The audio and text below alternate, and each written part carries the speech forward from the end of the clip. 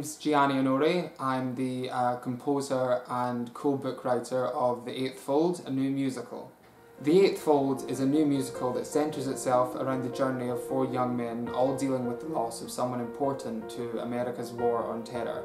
Throughout the show, we journey with the four boys over the course of 1 year and study the different ways in which people deal with grief and loss, of course. And it's the universal message, of course, is that everyone deals with loss in some form or another. Each boy also represents a season and an element which connects itself to their characteristics. Elijah, who represents water and winter, being the most fluid of the four boys, who kind of carries the show.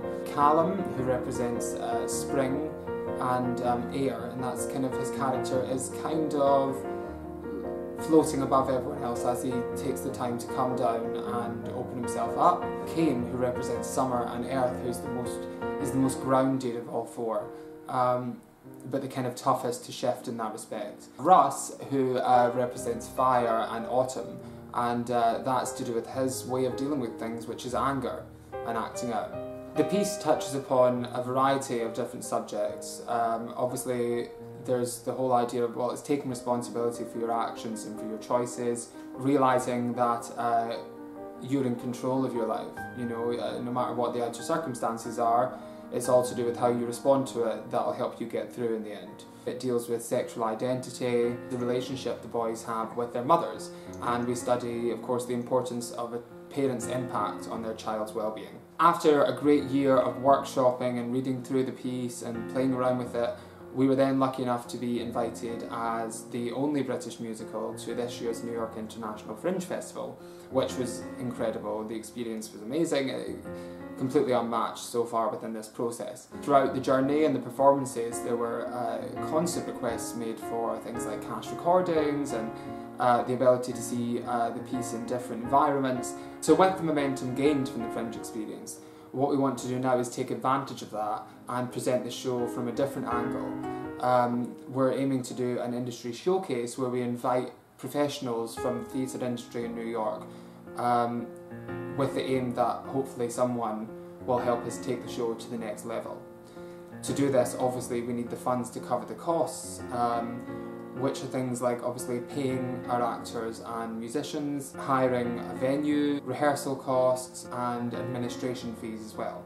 Thank you so much for taking the time to watch this. I cannot tell you how incredible this experience has been, and I'm so excited. I don't want it to stop just yet, and I know there are a lot of people involved that are on the same page. So if you could take the time to share this video, or if you do have anything you can afford to offer towards the production, we'd be immeasurably grateful. So thank you, thank you, thank you.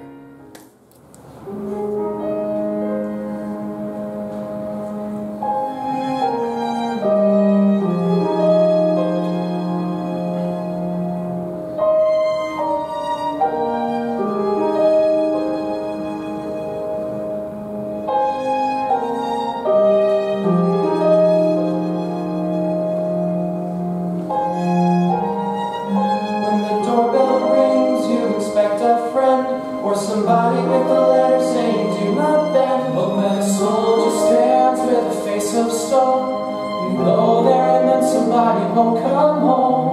If one little message can break your heart, then surely another can help you start again. It just depends.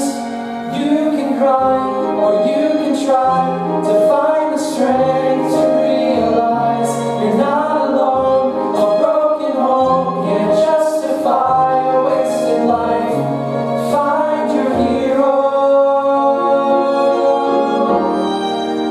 waiting to go on ground zero.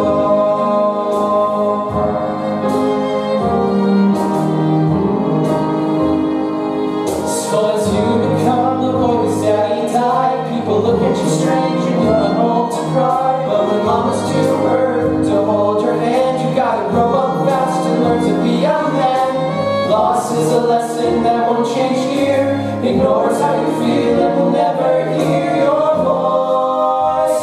Make a choice. You can cry or you can try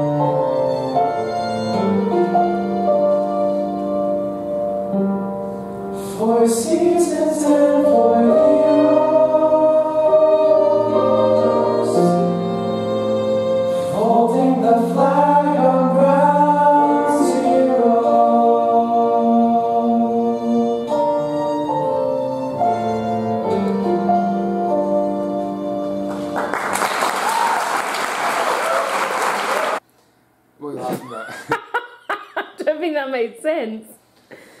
Yeah.